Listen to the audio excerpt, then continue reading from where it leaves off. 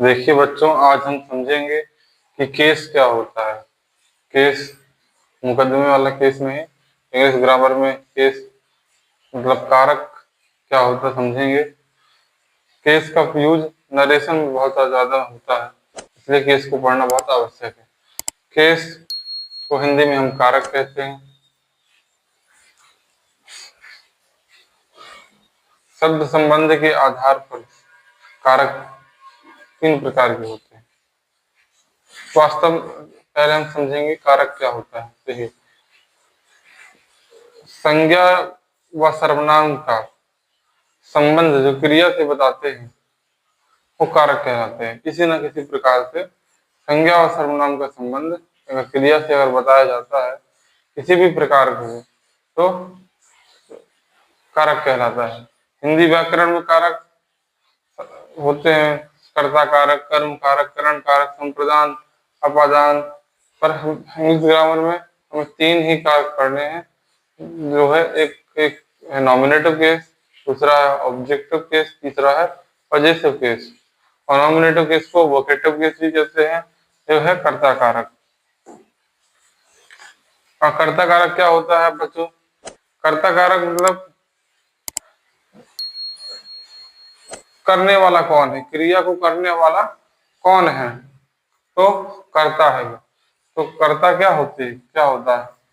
यही तो करता ही तो सब कुछ है, यही तो क्रिया को करता है, कार्य को पूर्ण करता है। कर्ता क्या है? क्रिया को करने वाला है। ऑब्जेक्टिव केस में कर्म कारक, क्रिया का प्रभाव जिस पर पड़ता है वो कर्म कहलाता है। क्रिया का प्रभाव जिस पर पड़ता है वह कर्म कहलाता है। ये हो गया non objective case. Positive case संबंध कारक, संबंध बताने का कार्य करता है। सर्वनाम का क्रिया से संबंध बताने का,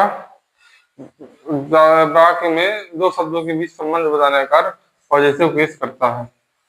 इसको संबंध कारक कहते हैं। कुछ एग्जाम्पल दिए हुए हैं, देखिए। सी इज रीडिंग अ बुक। अब देखिए, पुस्तक कौन पढ़ रहा है? तो वह पढ़ रही है, एक लड़की पढ़ रही है।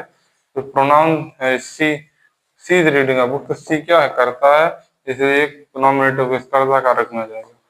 ये कर्ता कारक का एग्जाम्पल है। फर्स्ट एग्जाम्पल कर्ता कारक का है। सेकेंड एग्जाम्पल ऑब्जेक्टिव केस का है। इसमें ही और किल्ड अ स्नेक, क्रिया का प्रभाव किस पर पड़ा? स्नेक पर। मतलब क्रिया, उसने सर्प को मार दिया, तो मारा इसको, सांप को मारा, तो ये स्नेक जो हो जाएगा ऑब्जेक्टिव केस हो जाएगा। थर्ड है आपका possessive case. This book is mine, ये पुस्तक मेरी है। तो संबंध कारक ये माइन जो है पॉजिटिव केस में जाएगा, क्योंकि संबंध बता रहा है कि ये पुस्तक मेरी है, किसी और की नहीं। ठीक है बच्चों।